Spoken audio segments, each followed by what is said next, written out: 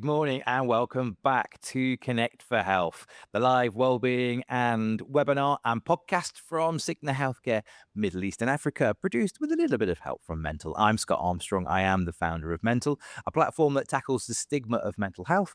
And I'm joined, as always, by my marvelous co-host, Maissa Khafajy, the head of government affairs and strategic communications at Cigna Healthcare, Middle East and Africa.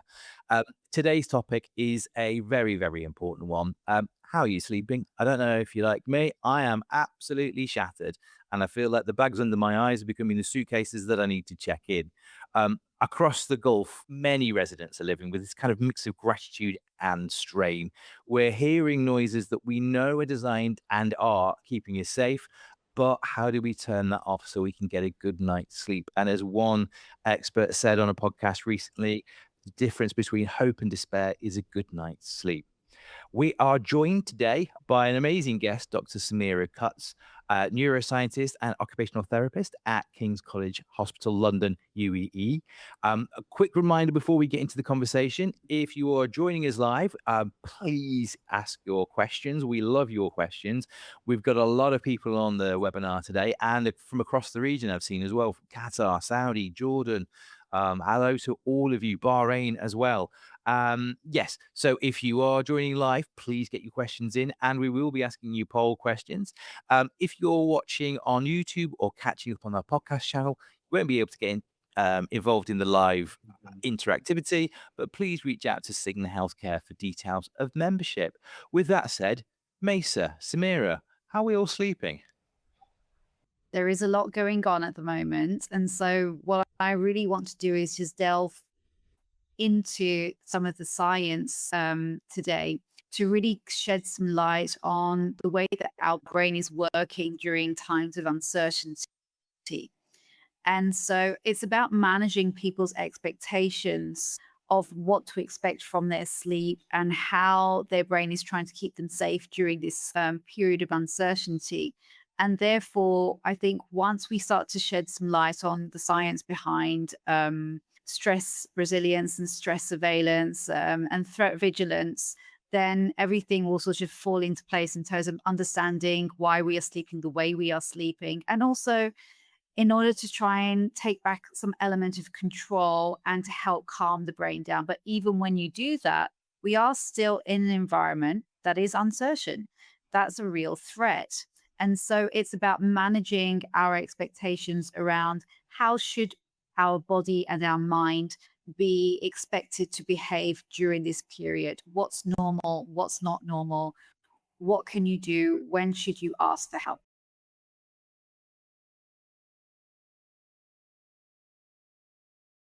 Well, I suppose this is a really big question. We can explore over the next hour, but what is normal in this situation? There is a very real physical and psychological threat. And so our brain immediately goes into a system that's been designed since the beginning of age to keep us safe. And that is purely to survive. It's designed for survival. And so what happens is at the moment, we are in a state where that chronic threat is keeping our stress axes activated all the time. And as a result, we have high levels of stress hormones such as cortisol and adrenaline that are constantly activated, constantly triggered. Typically, in a usual circumstance, they are only triggered for short periods of time. You then replenish your stores, recover, relax, ready for the next threat. But right now, because of the uncertainty, it's several times a day, and then maybe not anything for another day, and then several times the other day, and at different periods of day and afternoon and evening. And so it's all very erratic and disruptive. It's not just the cortisols and the stress hormones that are involved. It's also specific elements of our brain network, such as the amygdala, which is very much our threat detection system. So right now, our brains are really going in depth, working very, very hard to constantly scan any kind of threat because that's been activated for several weeks. It's not malfunctioning. It's doing exactly what it's been designed to do, to keep us safe and to survive.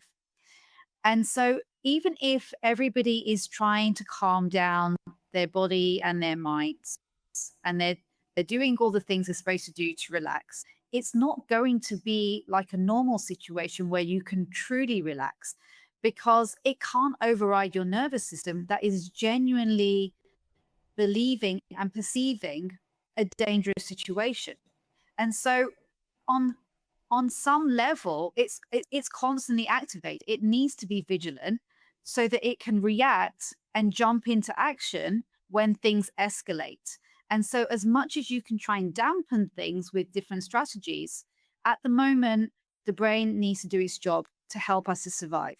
And so that will always take priority over things like trying to get a really good sleep. So it's not failure. This is our actual innate biology that's at work and at play at the moment. And I think a lot of people aren't perhaps familiar with that.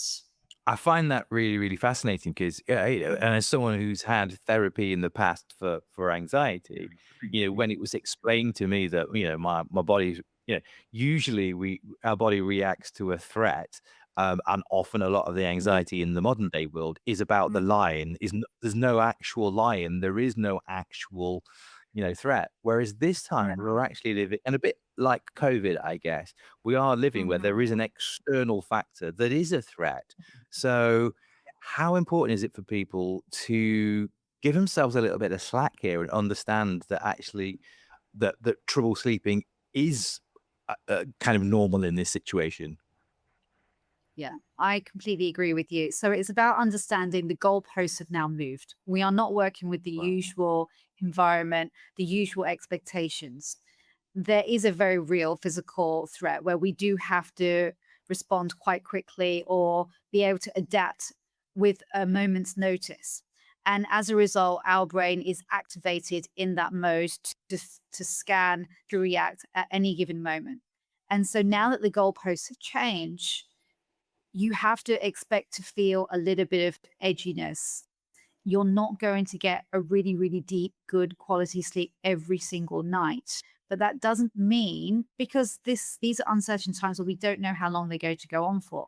So there are short-term things that you can do. There are really, really tangible strategies that you can employ to help with recovery and to help to calm things down whenever you're able to. But that really is not going to be turned off unless you leave this particular environment or Mhm. the political circumstances change and safety has been restored.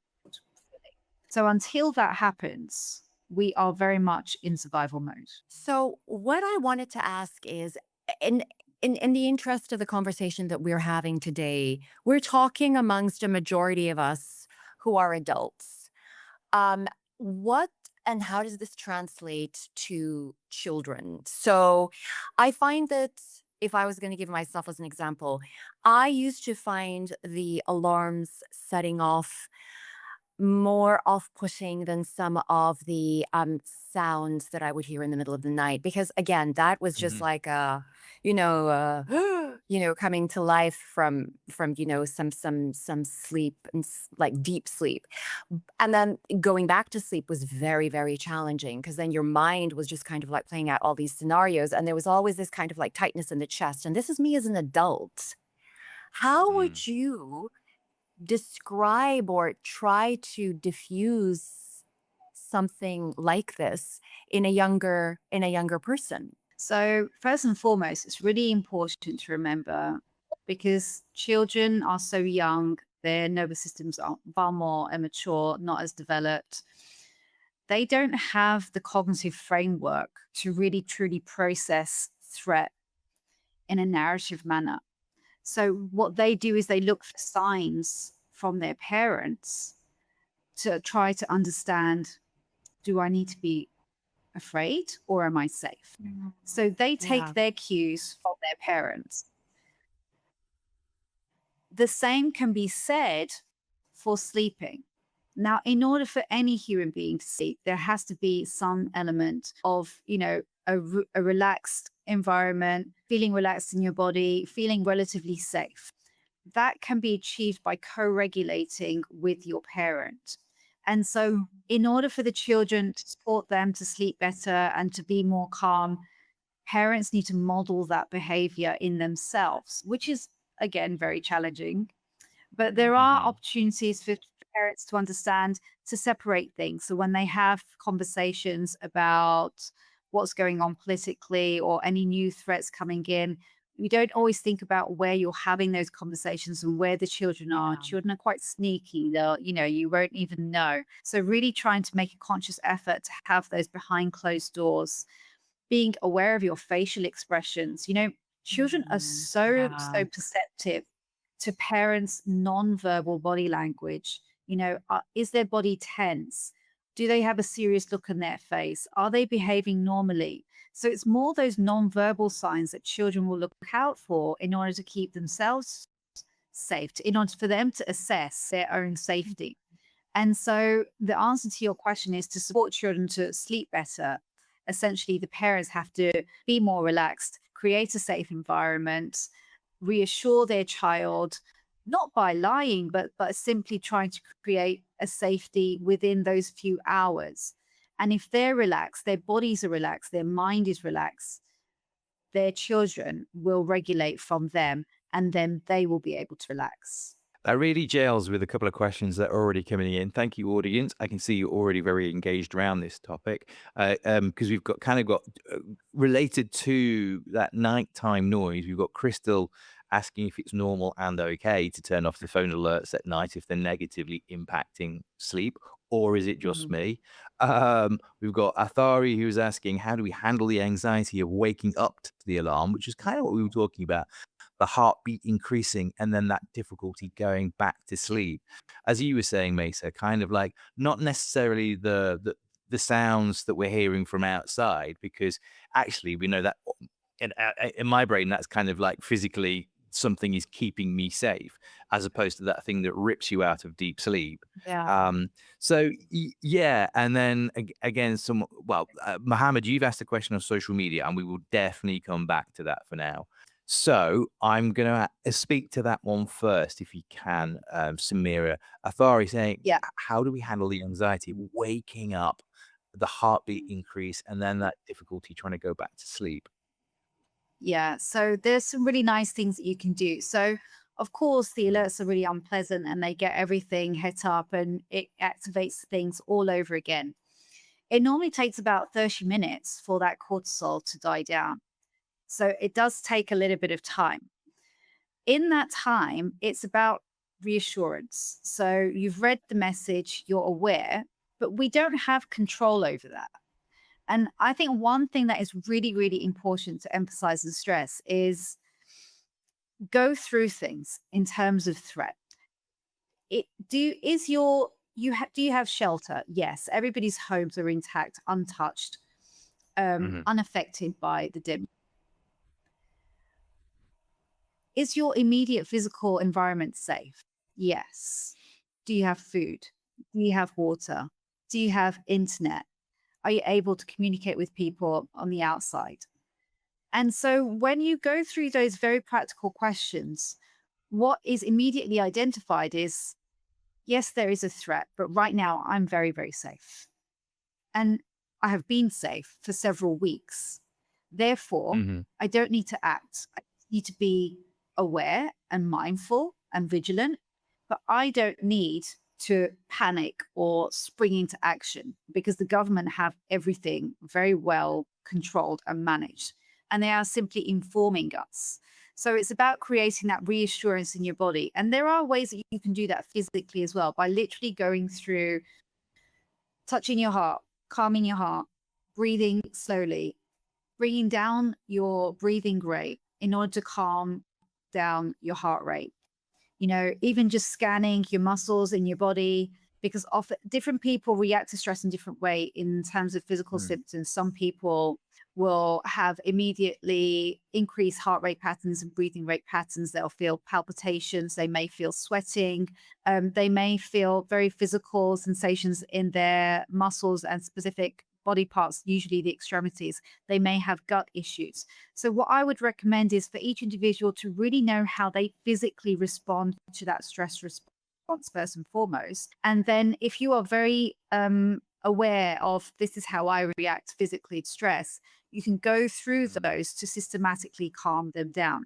And knowing that the cortisol takes about 30 minutes to kind of leave your body, you know that within 30 minutes, you're calm enough to be able to go back to sleep. But when you get more well versed with it, and like I say, I'm actually very good at being able to scan and assess how dangerous a situation is. It takes me seconds, if not minutes. So for me, the alerts don't really phase me. I find the noise more of a bother, but the actual alert itself, it doesn't really create a hypervigilance. So the more you repeat that behavior, your brain will respond to that because our brain responds from reinforcement. And so whatever you repeat frequently, that's what it will do more. So if you consistently have a practice in place when an alert goes off, you'll get used to responding in that way to an extent. And that will also help because this has been going on for several weeks.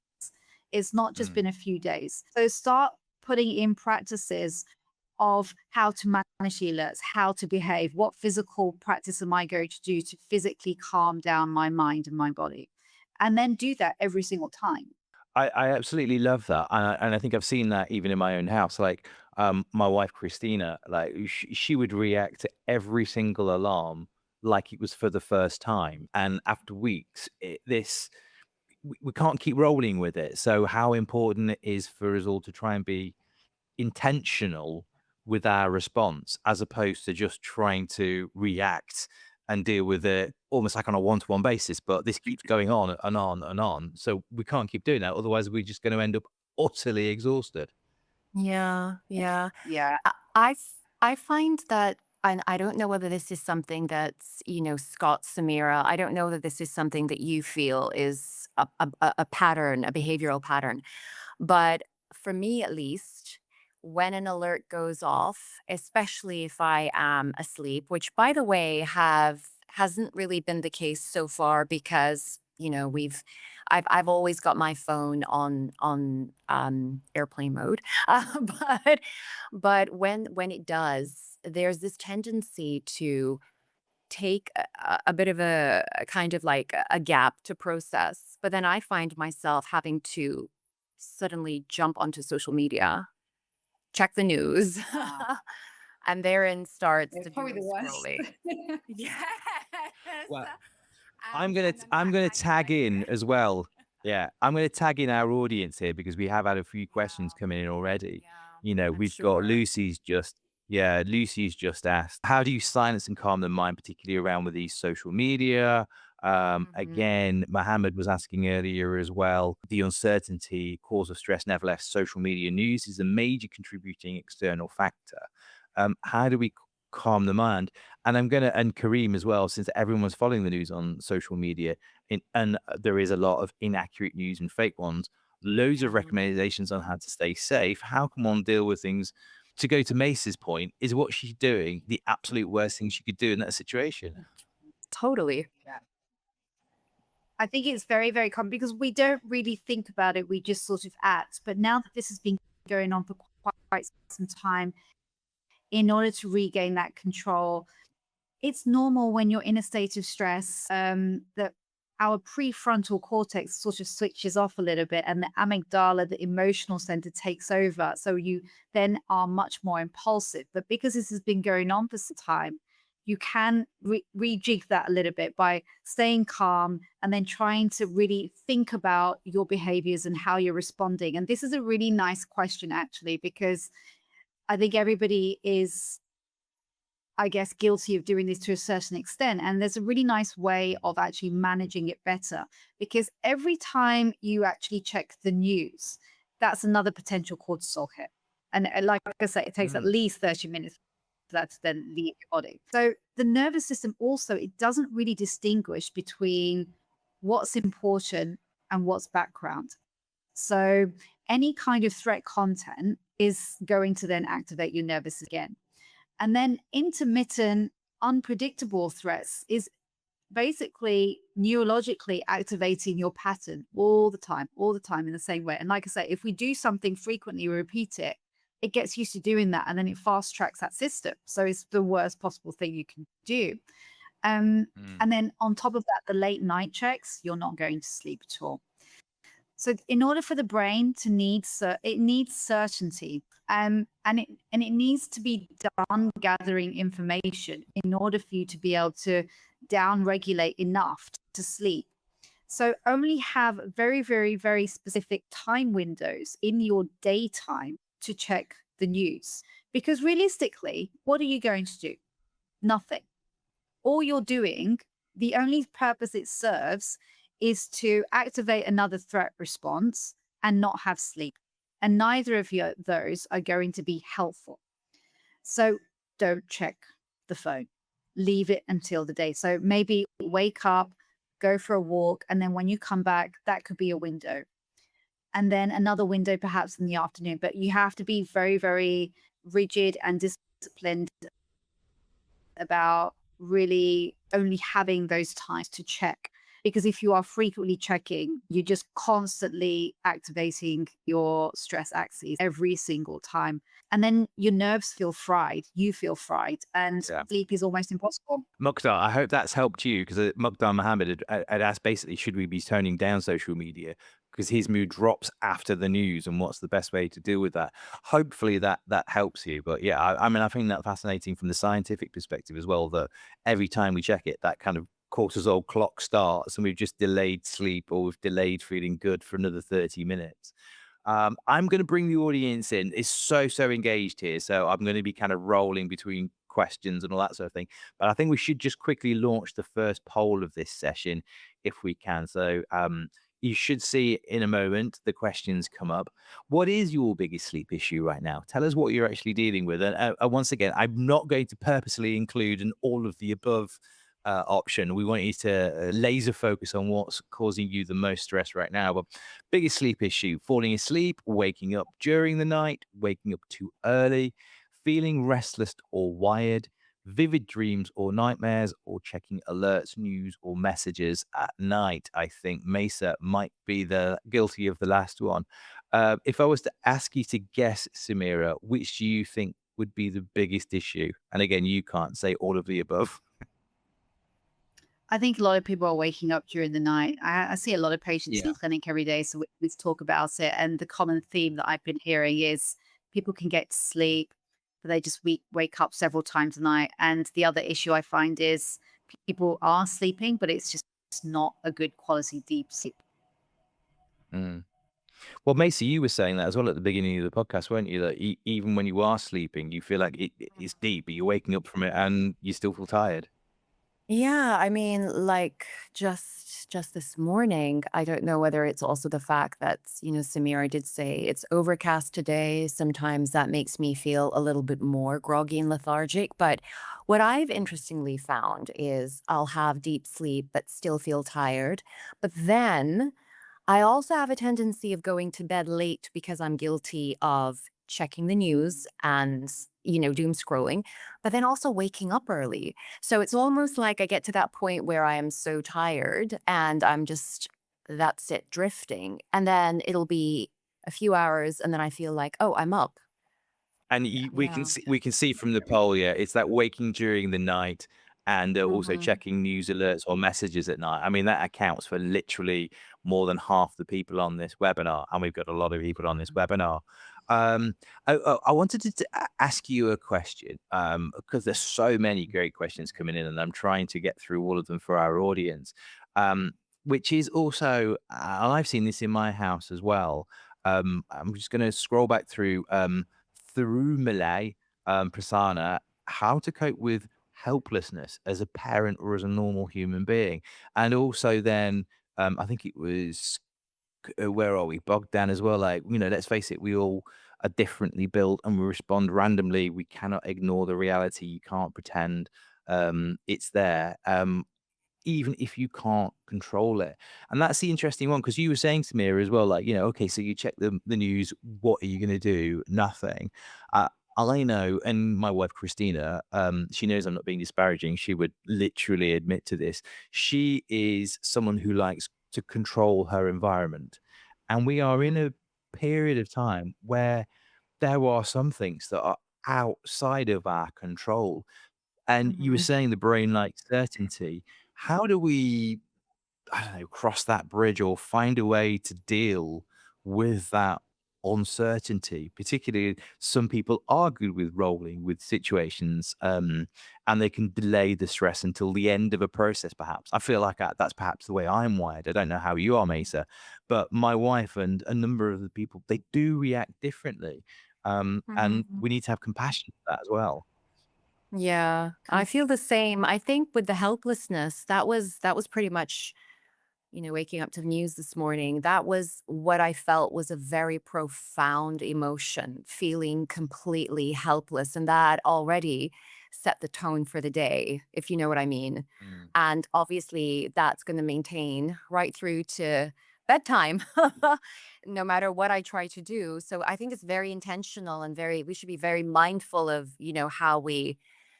how we set the tone for the day with things that are beyond our control. But Samira, please tell us what you Yeah, for think. me, it's really, really interesting, actually. I think for me, that sort of this conversation and this particular question opens it up to a much wider issue. Obviously, being Mhm. a cognitive neuroscientist, I work with many different individuals with diverse circuitry of their brains. Our brains are all incredibly unique, like a fingerprint almost. And Mm.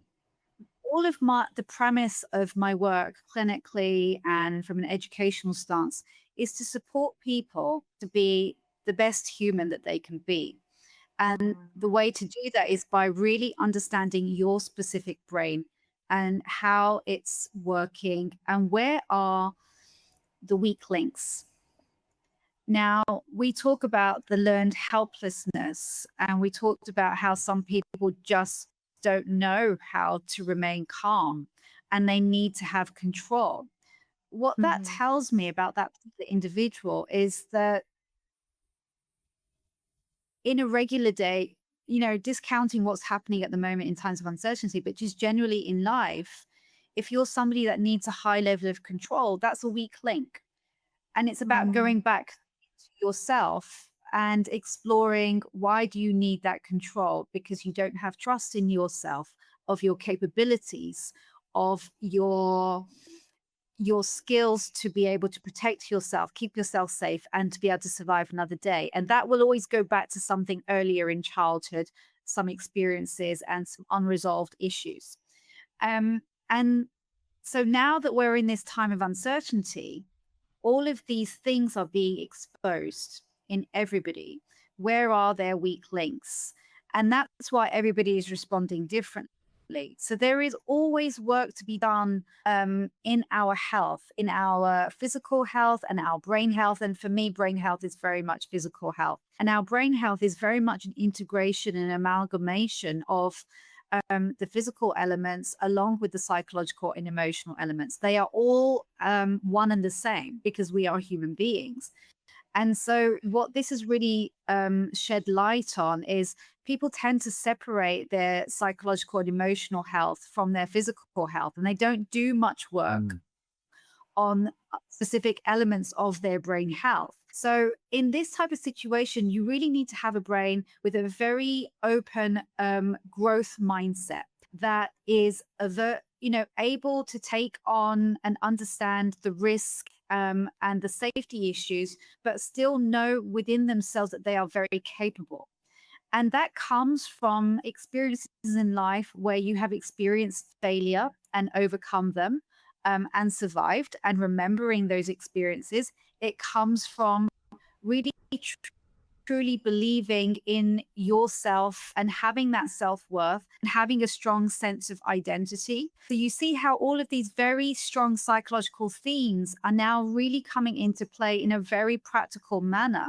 And people aren't really understanding what they're seeing and why they are behaving in this way. And it comes back down to your own personal and individual brain health. How good is your cognitive health? How strong are you psychologically? Are you mentally resilient? Are you okay with failure? Because you know that even if you fail, you're still going to find a way to figure it out because you don't give up, because you have a growth mindset. And so if you pay attention, you'll know where to do the work. And again, it's okay. Everybody has work to do. Nobody is a machine. Nobody is perfect. We all have weak links and aspects that we can further strengthen.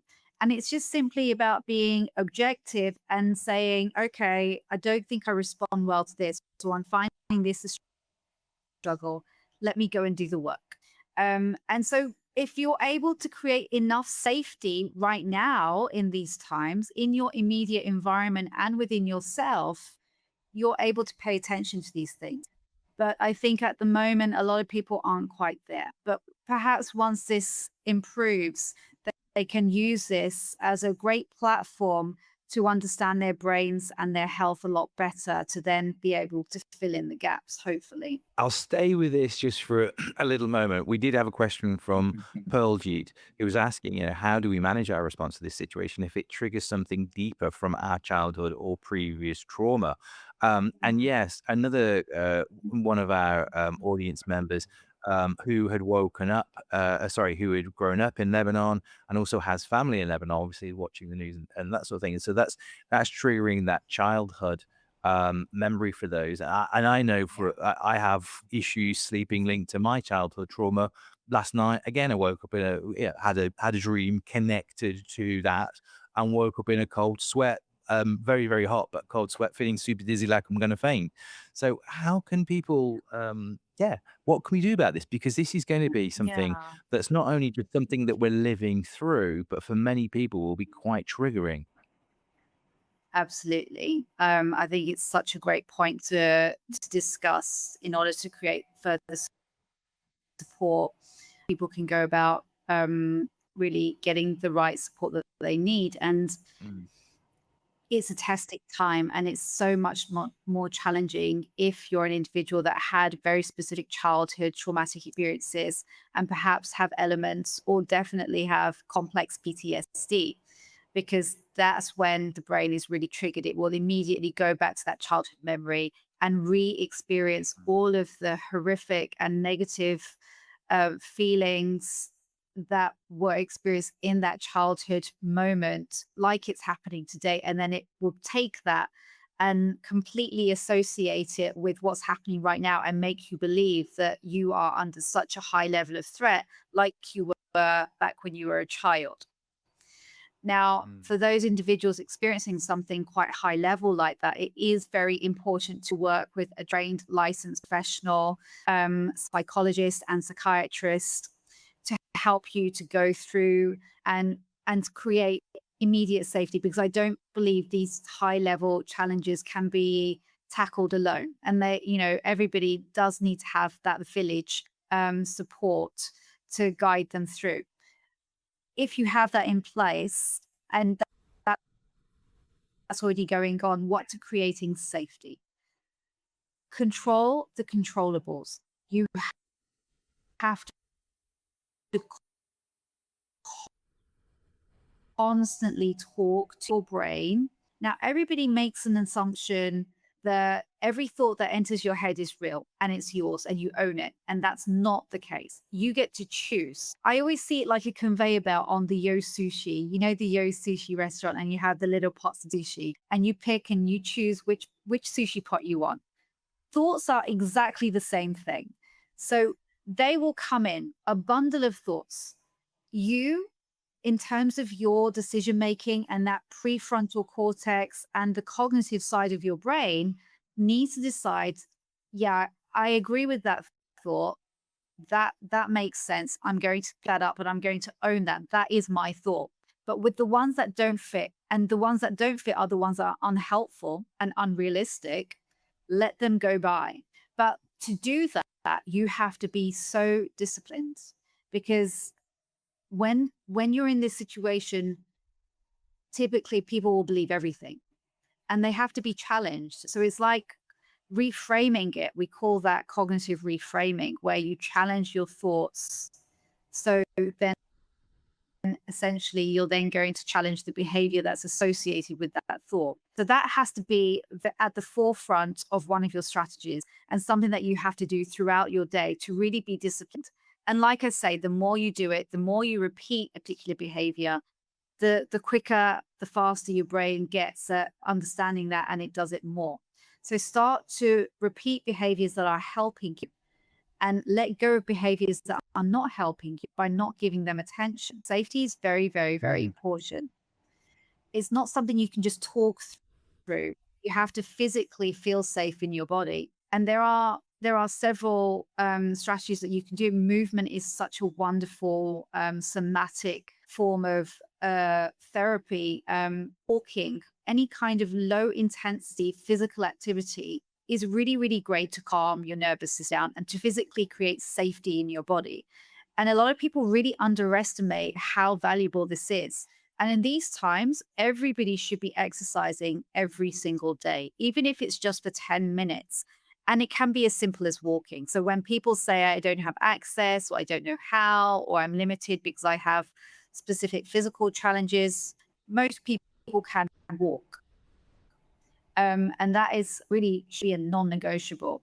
And grounding, feeling the earth beneath your feet, it it really speaks to your nervous system because you're connecting with the Earth's natural electromagnetic field. We have an electromagnetic field within our bodies. So it has a very, very physical grounding experience that helps to relax your body. So these things, they sound a bit airy fairy or silly, but they're very deeply scientifically based. And they are the core things that we should be doing as humans to reclaim our nervous system in terms of creating safety. This is music to my ears because I don't believe that it's like, having your head with the fairies. I am a huge advocate of, as you said, Samira, just really trying to plug into nature and disconnect and disassociate to some degree from this, constructed reality that's out there.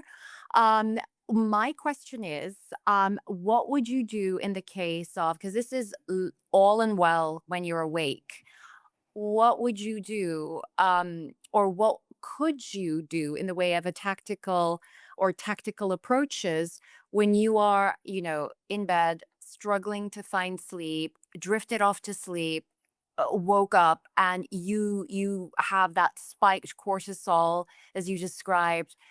What are the things? I mean, you went through being discerning with some of the thoughts, some of the emotions, breath work. Would you be able to suggest in that particular context what else could one be able to do to facilitate that kind of like lowering of the cortisol and that fried nervous system? Yeah, there's several practical things that we could do. I'm a huge advocate for having a very, very clear, strict, rigid sleep hygiene practice. Mm. So this has to start about 3 hours before you go to bed.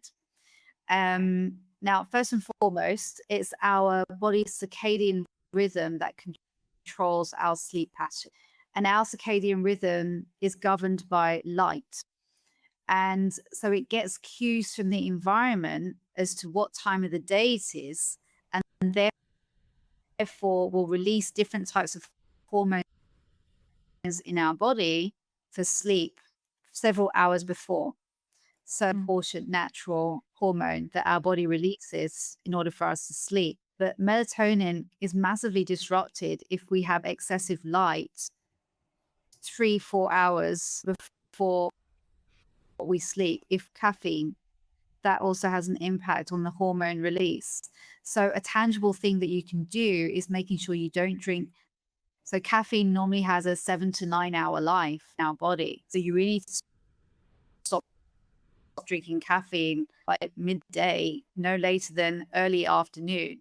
And even then, no more than like 2-3 cups. But in this circumstance, I would just say keep it to one maximum a day.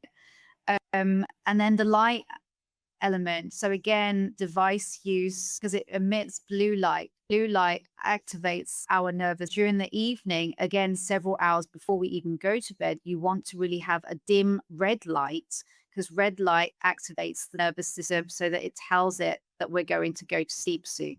So these are things that you are within your control and that you can use. But like I say, it's not going to happen after just 1 or 2 nights.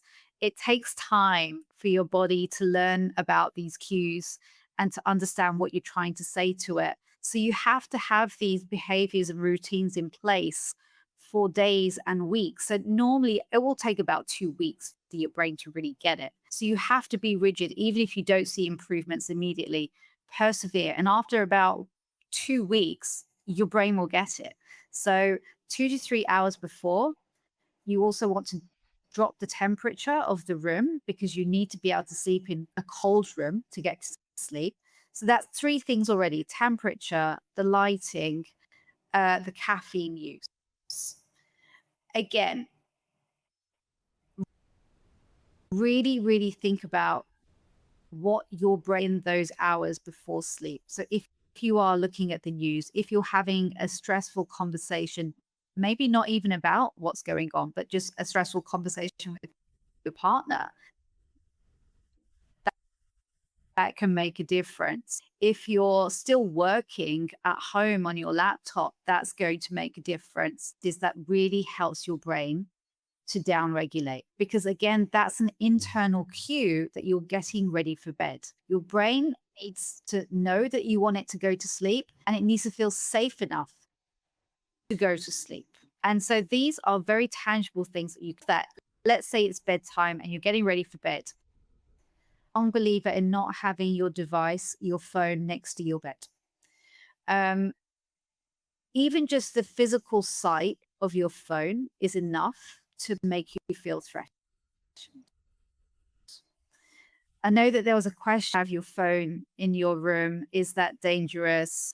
I like to have it just outside of my room. I also turn off the Wi-Fi in the house because it can emit also the radiation can also disrupt your circadian rhythm. And I actually have been doing this my entire adult life, not just now. So when you practice this really strict sleep hygiene practice, the more your brain is reinforced. It has very physical cues. I also drink peppermint tea in bed, so that's a very physical cue as well. So that's what you want to embed in your routine, your habits. So having consistent, regular routines and behaviors that are very, very healthy and are going to cue your brain for bed is going to put you in the absolute highest and best position to be having a successful night's sleep. So there are very, very tangible things that people can do to control that. So I'm going to bring in the second poll. And one of the questions aloud, yeah, you remind me there, Samira, of that old phrase, which is, when is the best time to do sleep hygiene? A month or 2 or 3 or 4 months ago. The second best time, of course, is to start today. But our second poll, to talk about the next 7 days, audience, what do you think would help you the most over the next 7 days? Would it be a better wind down routine? Samira talking us through there, a really good way of approaching that. A plan for waking up at night. And again, Samira, I was talking earlier about having that plan and actually practicing it. Phone and news boundaries that stick. And that's going to be the interesting one. I think, again, Samira was talking earlier about only checking in a couple of times a day. And I think that's really, really important. Reducing overthinking and anxiety. Oh, I wish I could do that. Better daytime energy and focus. Oh, I wish I had that. Or sleep support for children. Please pick one and let us know what you're thinking. I mean, this is one of those questions, Samira, that really should have all of the above. But which one would you go for in that one? I mean, I think for me, it's the overthinking anxiety, but I think that's then utterly linked to phone and news boundaries that stick. Yeah, I think that for me, I would probably go with C, the phone and new boundaries, because again, people often want to reach out to the news on TV for that, or, video on their phone. Visual information is the most dangerous because we are visual beings. Our brain will respond with a much higher level of threat if it's receiving that through a visual source. Whereas if it's written, it's actually less of a threat. And do you need to go to that? Or what I prefer is actually just to stay with community chat groups The moms groups are brilliant. They know everything. They know it before anyone else as well. So I never need to actually check the news because they give me everything I need to know, but I will mute it for the entire day and I will check it just maybe once or twice a day. And that is a much healthier way of dealing with things. That's fascinating. So just seeing the images that are associated to that social media news post or that news article, that's more damaging to our sort of cortisone levels than simply the text and just reading the text alone. Yeah. Again, like I think I said earlier on, sometimes our brain doesn't really know the difference between um, a movie and what's reality. It needs you to give Mm, that narrative. So immediately when it receives that visual input, it can think it's reality. So within seconds, your stress act, the HPA axis, the stress axis is really, really activated in a very strong way just from seeing those images on your phone or on the TV. And there's just no need to do that. So the written format, it takes longer to get into to infiltrate the brain and for the brain to understand the written format. And that's a good thing. That delay helps to dampen that threat. Path is asking a question, which is, and Path is saying, I'm 36, living in Dubai, currently getting less than 30 minutes of deep sleep. What's ideal for my age? I'm quite sleep sensitive, and even small sounds wake me up. Talk us through that because even in a normal day, and I'm pretty ill-educated on this one, but that need for deep sleep versus the different kind of stages of sleep, and then how difficult it is to get that deep sleep and how important is it or not to get that deep sleep and how much should we be focused or worried about that in a situation like this? I get even on an ordinary day, I get so many people Yeah. asking this question, especially with the influx of wearables like Whoop and Yeah. the Aura Ring. People are very vigilant of they're very vigilant of protecting their sleep and what does it mean, and they have all this data but they don't really know what the value of that data is. So I'm very happy to shed some light on that at the moment actually. um, and this is a very loaded question because there's the current circumstance where the goalposts I said have changed, and then there's the Yeah. usual circumstance of what is normal, what's normal. What I want to really highlight is there's no such thing really as normal because everybody is so different and they have different needs. We do have parameters to support people to make sure they're not, wildly inadequate. So I'll go through some of those. So our sleep, we have them in 4 hourly cycles, 2 hours, 2 cycles ideally. And we go through different phases. We have different phases within that 4 hour cycle. So it's the slow wave sleep, which is the deep part of sleep. And the reason why that is so important is because that's the only time that our brain is able to clear any toxins that are in our brain. And it's the only time that we can consolidate any learning from our day. That's when the memory consolidation takes place, only during the deep sleep phase, the slow wave sleep. And it usually happens between 2 to 3 a.m. Um, Right now, I wouldn't worry about it too much because the goalposts have moved. So Okay. again, people can have this hypervigilance to their wearables, and then they get upset because they haven't hit certain markers, but they don't really understand what those markers are about. And actually, then inadvertently, you're actually just creating more of a threat for your brain because you're getting upset about something you don't really know you're getting upset about. So an unpopular So don't opinion, lose throw your sleep over wearable losing away. sleep. That's kind of the reason Yeah. why. I mean, my son has he has a Whoop, but I mean, thank you so much for shedding that. But I know, knowing myself, and knowing the way that I tend to really go into depth and analyze stuff, I would rather not look at these statistics and these markers and numbers just because Hmm. I think it would just kind of spin things for me. But I know that other people would like to know. They feel, like we said earlier, that they are a little bit more in control. But sometimes I think too much knowledge, but not knowing what to do with it, is also a bad thing. Yeah, I couldn't agree more more. I actually have information very on. strong opinion Yeah.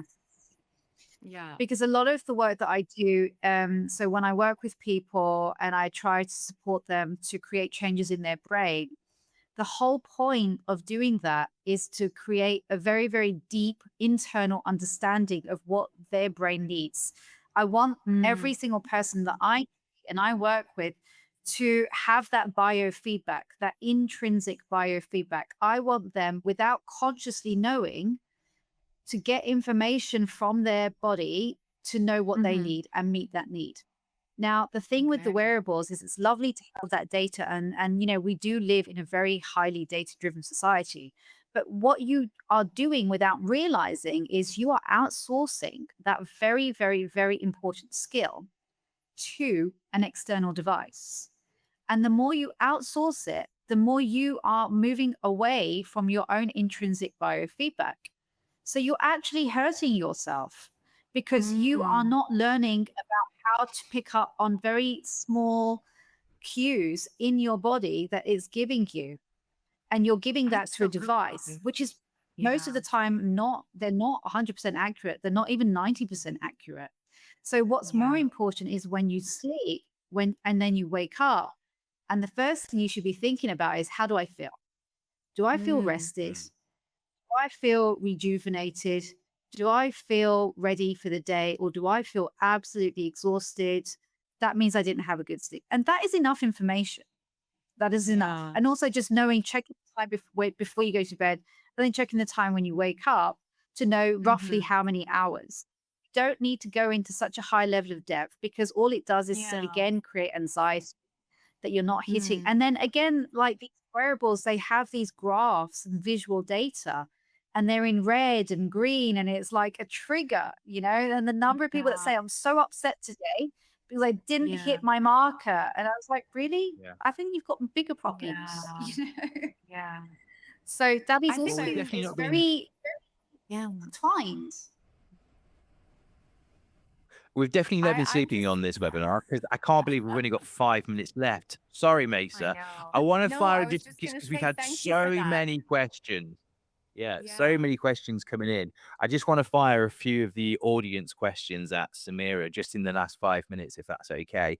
So we've got people like Bogdan's asking about chill out medication music at night. Will that help? Anuj is asking about nutrition, and he's also asked about supplements. And a member of the audience asked earlier. I mean, he's asking about magnesium. Oh, an audience member. I'm trying to scroll back to find who they are, was saying melatonin. Should they be taking extra melatonin? What are those quick things that help? I love Greg as well. Greg has chosen the unconventional thing to release stress before going to sleep. He chose tango. And it sounds like his routine more fun than mine for certainly. So the benefits of dancing events before, and that helps him reach better and deeper sleep. But also another member of the audience earlier, and I'm sorry because all the questions are coming so much. You asked around doing a sort of information dump on the day, whether that be kind of like a journaling, and is that helpful to get these things? So let's just move through some might be missed, some might be really, Yeah. really helpful, but I just want to get your thoughts on those. Yeah, I have a lot to say about all of these particular strategies. So I'll try and move through them quickly because I know that we'll be short on time otherwise. So first and foremost, before you do anything, please make sure that the first foundational thing that you're going to do is have a really great sleep hygiene practice. Because there's no point in approaching supplements or looking for external aids if you don't have the absolute basics in place.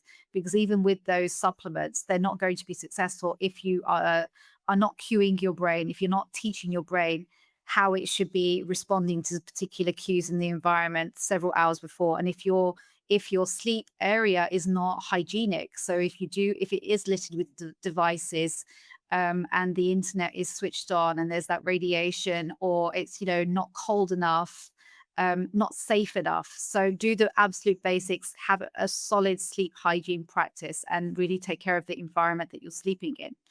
If that's in place, now, given the circumstances at the moment, a lot of people are struggling with sleep and they've done everything they're supposed to be doing. There is the melatonin, but again, I really do advise speaking to a doctor, specifically, sleep specialists, but I also like to speak to psychiatrists.